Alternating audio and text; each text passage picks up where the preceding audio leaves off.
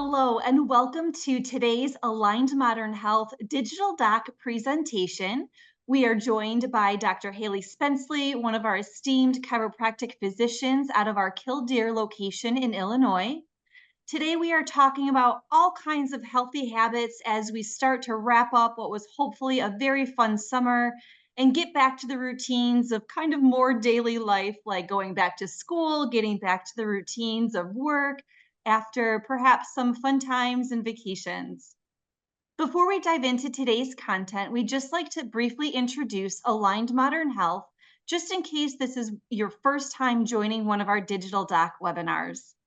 Aligned Modern Health is a top-rated health and wellness service provider in the alternative medicine space.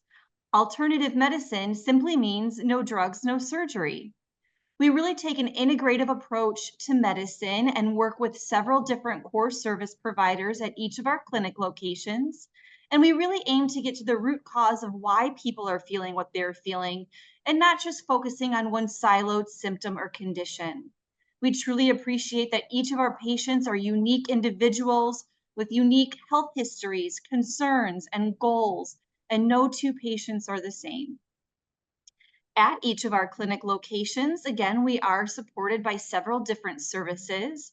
Our physical medicine team, from which Dr. Spencley joins us, focuses on chiropractic care, injury prevention and injury rehabilitation, athletic performance support, and clinical massage therapy. We also offer acupuncture and a few modalities under the Chinese medicine umbrella.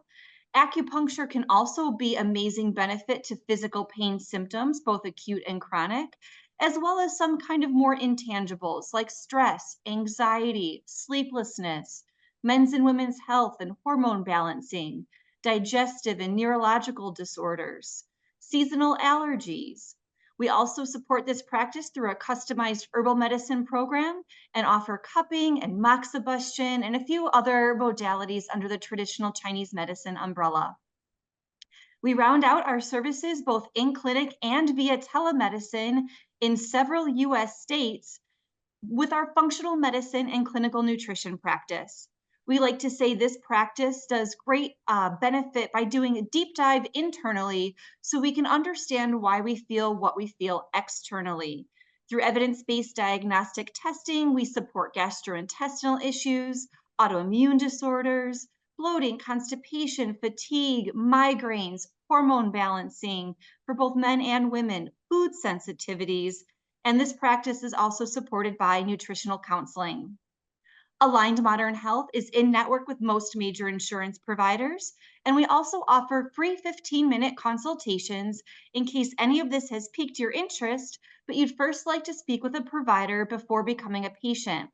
The 15-minute consults are a great time to ask questions and get a little bit more information specific to you, your concerns, and your goals directly from a provider. Speaking of questions, we absolutely encourage your questions today about today's webinar content on getting back to the routines of school and work. You are welcome to type your questions anytime into the Q&A feature on Zoom. That's the icon on your Zoom toolbar with the two little conversation bubbles labeled Q&A. We will address questions at the end of the presentation. All of that said, it is now my pleasure to welcome Dr. Hailey Spencley to the conversation. Thanks, Janine. Yes, my name is Dr. Hailey Spencley, and I'm thrilled to be serving at our Killdeer location. I am a member of the International Chiropractic Pediatric Association, which aligns with my clinical passions of working with pediatrics and prenatal and postnatal patients. I have received my chiropractic degree from Logan University, and prior to that, a degree in exercise science from Saginaw Valley State University. In addition to treating pediatric patients and new parents, I also love treating general pain conditions, whether it's something like acute from an accident or an injury, or something more chronic in nature, as well as postural concerns that can creep in over time. Speaking about posture, let's talk some more about that. So, good posture is super important for our overall health. Posture is a very big thing that contributes to your mechanics and how your body functions. If you have bad posture, you get tight muscles, you get all this dysfunction that contributes to a lot of pain. If you look at some of the statistics, on average, Americans spend at least 11 hours per day sitting. This day and age, we sit in front of a lot of technology, like I'm doing right now, sitting in front of this computer, and as you guys are as well. It's not just adults either. We see this with kids nowadays. The good part about technology is they're not throwing 6 giant textbooks in their backpack, but they are still sitting in front of a tablet or a laptop most of the time in school. We see a lot of issues with even like 6.5% of Americans meet the minimum physical guideline requirements for work. So we're really just sitting in front of computers most of the time and not moving enough. Movement is medicine, and it's really important that we keep our posture upright and good so that we can keep moving and living our best lives. So one of the things that I wanted to touch on is just like, what about kids, right? Because a lot of our kids aren't great at communicating their pain. Posture is super important for kids because their bodies are growing and they're learning how to use their bodies. We want to make sure that they have the strength and stabilization to support their body. We're seeing them, like I mentioned, spending a lot of times in front of tablets and laptops and things like that before school, after school. Nowadays, back in the day, I used to go out and play in the trees and the woods and have a good time. Nowadays, they're sitting in front of video games, and it's just where technology is. So we want to make sure we're doing the things we can to support our children. You know, like I mentioned, they're not the best at communicating their pain, right? And sometimes what we look for is just dysfunction in the way that they're standing. We can see that their little bodies are having a harder time moving and doing the right things. So we want to keep an eye on those types of things. I've been seeing a decent amount of pediatric patients at my clinic. It's been really great. I work with a lot of different athletes and even just some regular students. I have a kiddo who loves to do coding and video gaming, and it's great to be able to help them through their care and teach them how to use their body the right way so that they don't end up with the same aches and pains that we have as they age. So one of the things that I want to talk about is just how you're sitting and how that's going to affect the pressure in your discs. So when we're standing nice and upright with good posture, our shoulders are nice and relaxed, we've got a good neutral spine, we're seeing about 100% of pressure being put on those discs. You can see in this graphic here that even leaning back or forward, both aren't really great. That last image there is how we tend to end up as we're sitting and we're working on our computer, right? We end up in that flexed forward position. And you can see that compared to when you're standing with nice upright posture, you're putting over 190% of pressure into those discs. Those discs are really, really important. They go in between each one of our vertebrae. And what they do is they help absorb forces through our spine. So when we're putting way too much pressure on our discs, they're getting overloaded, they're getting a lot of dysfunction, there's a lot of pain that's attributed with that. So one of the things that we want to look for when we are either standing or sitting is your head and neck posture. So a lot of times what I see people sitting like this or standing like this, and the head is hanging out further than it should be. Your head is the weight of a bowling ball, approximately. If you look, you can see about 12 pounds of force is going through the spine with everything being nice and upright. The further and further we get forward, the more and more weight is being put through the wrong parts of our spine. And that's where we start to get degenerative changes, we get pain, we get discomfort. It's really important for kiddos in this stage because kids are so malleable, right? And so if we can work through some of this dysfunction when they're young, they don't end up like this when we're adults, when we are getting more of that degenerative changes and things like that, because over time, all of this extra pressure is going to build up and create more dysfunction.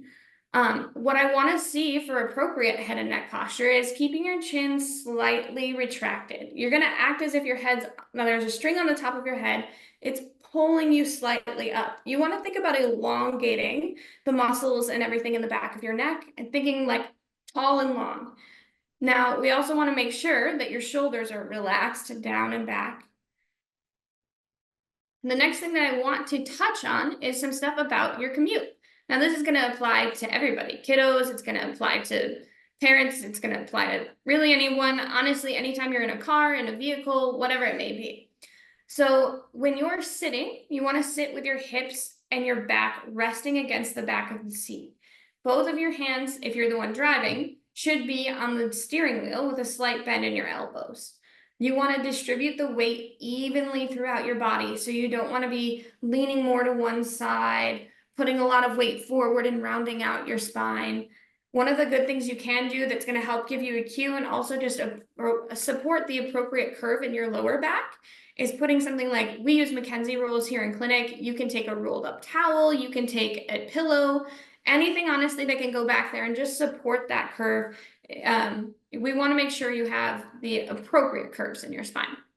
When you're sitting on a bus or the train, what you want to do is make sure that you're sitting with your hips and your back against the seat, just as the same in the car. You want your feet firmly planted on the floor. Your legs, your knees should be bent at a 90-degree angle. Shouldn't be more or less than that. And then when you are sitting, it's the same as when you're driving, right? We want to make sure you have that appropriate support in your lower back.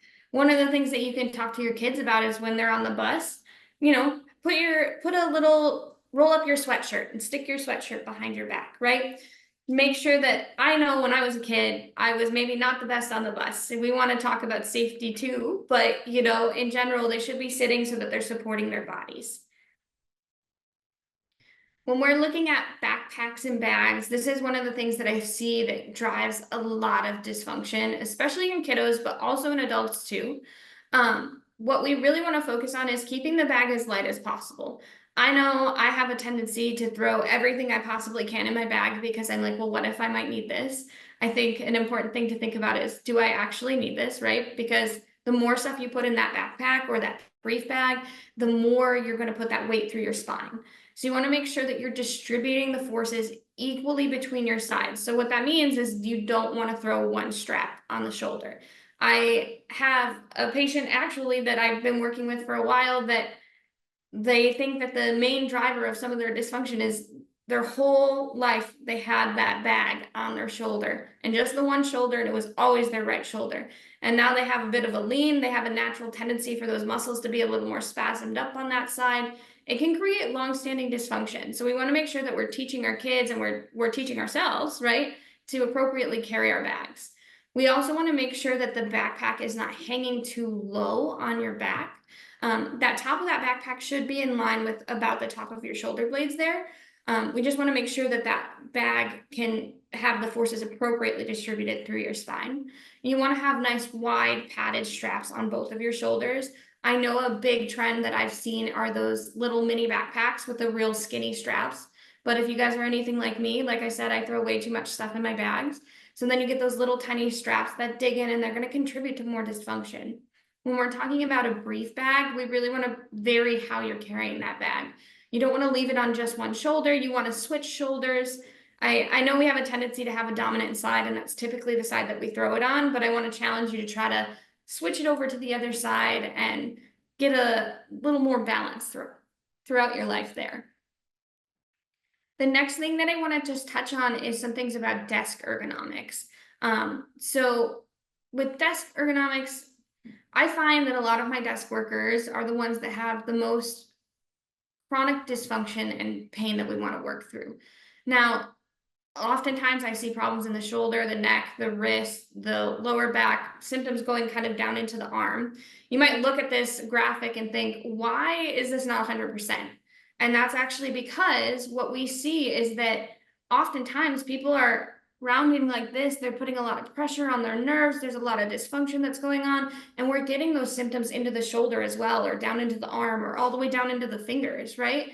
Or the same thing with like the lower back, you're rounding your low back out and then you're sticking your neck forward like this. So it's really important to make sure that we're setting up our desks to best support our bodies. I think one of the interesting things too is I do have some people who will come in with just arm pain or maybe just elbow pain or wrist pain. And oftentimes I like to treat the spine a couple of times first before we even touch the extremity, because that, like I mentioned, that dysfunction up here can contribute to all of this pain. Over 40% of patients with isolated extremity pain, meaning just in like their wrist or their elbow or their shoulder or their knee or their ankle, whatever it might be, that they believed their pain was not coming from their spine responded with just spinal intervention. And then, it just showed that the spine was the thing that was causing the problem in the first place. When we're looking at sitting at your desk, what you want to do is you want to sit where your chair is hitting your mid back near the shoulder blades. Your seat, we don't want it to be too deep or too shallow. So that's something that I see a lot, is that people will end up in a seat that's way too deep. It even happens with people's couches, right? We like those big fluffy couches, but they don't support your body the way they should. The seat is way too deep. This also applies to your desk chair. So really what you want is you want to have about 2 inches of clearance behind your knee. You want to make sure that those knees are maintaining an angle of 90 degrees or greater, and that your elbows are remaining at 90 degrees or greater. This is not the best setup. I don't know how much of me you can see right now, but I will say my elbows are greater than 90. I would say you definitely want to make sure that you're not in this position for long periods of time, because it's going to contribute to a lot of dysfunction throughout your body. One of the other things that you should be doing is supporting that low back. It's just like I've mentioned before, something like a Mackenzie roll or a rolled up towel, or even just a small pillow behind the back can really help support that curve. And it's going to drive your curve forward so you don't end up in that flexed or forward bent position throughout your lower back. When we talk about monitor placement, there's different ways that you can have monitors set up. I personally like to use 2 monitors, but sometimes we use just one. When you're just using one, what you really want is you want it to be placed directly in front of you. You want that screen to be about 18 to 24 inches from your eyes. Your screen should be at eye level. And then when you're looking at a dual monitor purpose, so the way I like to have mine set up, but just in general, if you're looking at your main monitor for more than 70% of the time, that's the monitor that you want to place directly in front of you. And then if you have a second monitor, you want that placed off to the side. And that's going to be one that you're using probably 30% of the time or less. Really good tip when you're using those dual monitors is, instead of turning your head, right? Because if we constantly turn our head to one side and we're never really turning it to the other, we're going to start to get some changes in our muscular, how the muscles are contracting and where we're moving, and we're going to get more dysfunction on that opposite side. What I want you to do is challenge yourself to turn your entire body to look at that monitor, as opposed to just turning the head. When you're using a laptop, one of the biggest things that you can do is elevate that laptop monitor. Really, the best way to do this is to get a second keyboard so that you're not trying to bring your hands up. What you want to do is have that monitor or that keyboard a little bit lower, monitor elevated so that it's at that eye level. So we can keep our elbows in the right position and we can keep our head in the right position.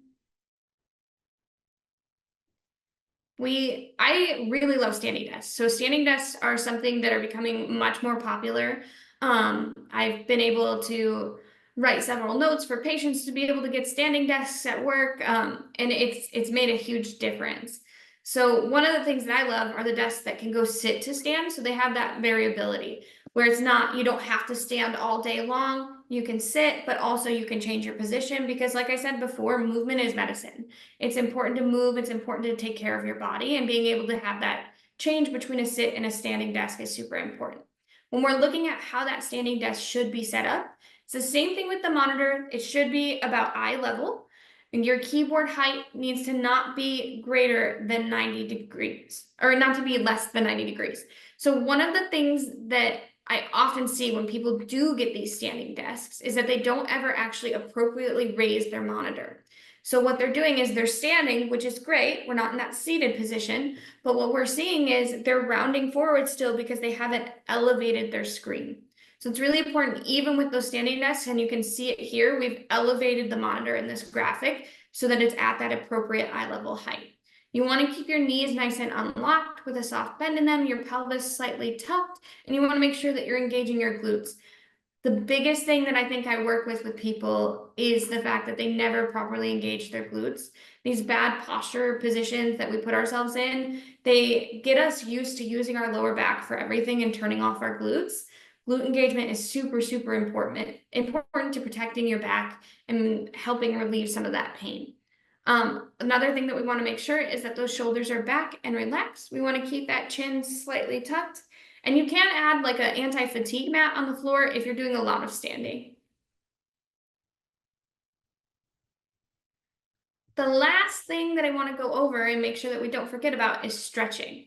So, stretching is super great. I want to make sure that everybody is getting up and doing some of this. I want to challenge you guys even now to go through some of these stretches with me. We've been sitting here for a little amount of time here. We want to make sure we're getting some movement in. What you can do that's really easy is just some seated neck retractions. So you can sit up nice and straight and tall in your chair. Make sure you have some good back support. You're going to retract your chin back. It's probably going to give you a double chin. Everybody gets a little self-conscious about that. It's okay. But you're going to hold that for about 2 seconds. What I want you to do is then relax and come back to a neutral position.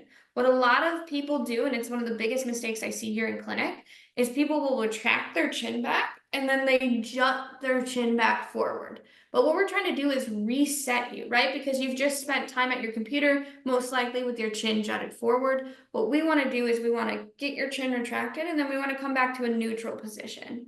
You can repeat that about 10 times a day, or not 10 times, about 10 times, several times a day. It's great to tie any of these stretches in with habits that you already have throughout the day. If there's something, maybe there's a task at work that you have to do every 2 hours or every hour. Well, while you're doing that task, tie this in with it so you don't forget about it. Another great stretch for the hips is doing a seated hip opener. What you're going to do is you're going to sit up straight and at the edge of your seat. You're going to cross your leg over your opposite knee. You're going to gently press that knee down towards the floor. What you can do to make this a little bit more intense is you can add some rotation in. It's going to help stretch out that lower back and get a deeper stretch through the hip. You're going to switch sides. You're going to do that on the other side as well. We can repeat this about 5 times per leg, and again, several times a day. Another exercise that's good to do is sitting up nice and straight and tall. And then you're going to round your back and drop your head. And then what you're going to do is as you inhale, you're going to look all the way up and you're going to arch that back. And then you're going to return to a neutral position. You can repeat this one again 10 times a day, several times a day. Another great exercise, and this one is one of my favorites too, because what I see with a lot of desk workers is that rounded forward position with your shoulders. And what happens when we stick in that position for a long time is we see our muscles getting tight through here, especially our pecs. This exercise is great for stretching out the shoulders, stretching through the pec. What you're going to do is you're going to go up to a wall, and unfortunately I don't have a great wall here to demonstrate this, but what you would do is put your forearm up against the wall, and then you're going to press in and lean in and rotate away from that arm. You should feel, even just without the wall, I'm feeling a good stretch right through my pec and in my shoulder. This is a great one to do, just like the hip one, 5 times per side, several times a day. Some of the big final thoughts and takeaways, I'm going to add a little extra one here, is don't forget about your kiddos, right? It's more than just us. We're seeing these problems with kids every single day. Teach your kids how to stretch. Do these stretches with your kids. Work through some of this stuff so that you can set them up to have a really good life. Move around throughout the day. You know, you can set a stretch timer every hour. You can do something like I mentioned where you're tying your stretches in with something you're doing every day so you don't forget about those. You know, we really want to make sure you're keeping a nice neutral spine, keeping your elbows, hips, and knees at 90 degrees when you're sitting, taking breaks throughout the day, talking to a friend, getting some fresh air, or even just stepping away from the computer, and making sure that you're hydrated because nobody hydrates enough.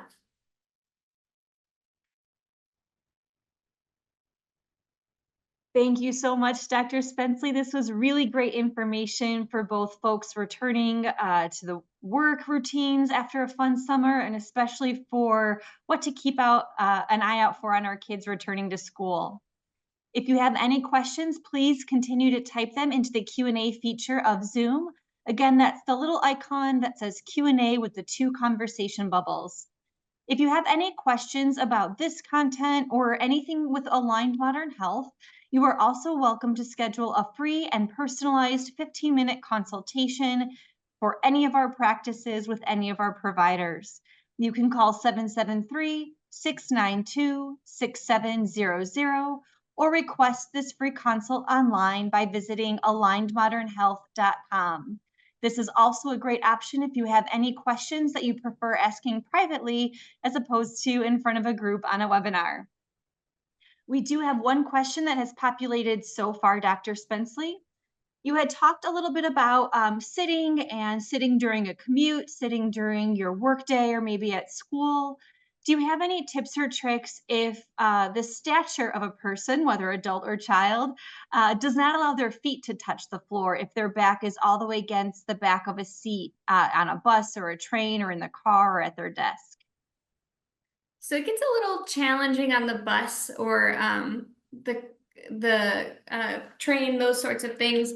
Depends at home because I am a little bit short on the shorter side. What I like to do is I'll put like a little stool underneath my feet. The big thing that you want to make sure you're not doing though is you want to make sure whatever you're using to lift your feet so that you're at a good angle is that you're not lifting your knees above your pelvis. We don't want to tip you back because it's going to make you more prone to round forward. So I like to use, like I said, like a stool just to kind of give me a little bit of a boost. It depends on your height, just getting something that's not bringing those knees up above the pelvis. So a follow-up question, um, same idea, same topic, is in the office, elevating the feet under a desk with, a yoga block or some books or something again. Same answer, just as long as we're not going past that 90-degree angle. Yeah, that's one of my biggest things is making sure we're not going past that 90-degree angle. We're not jamming those knees up above the pelvis. Excellent. Thank you so much. We have a question here also regarding sitting.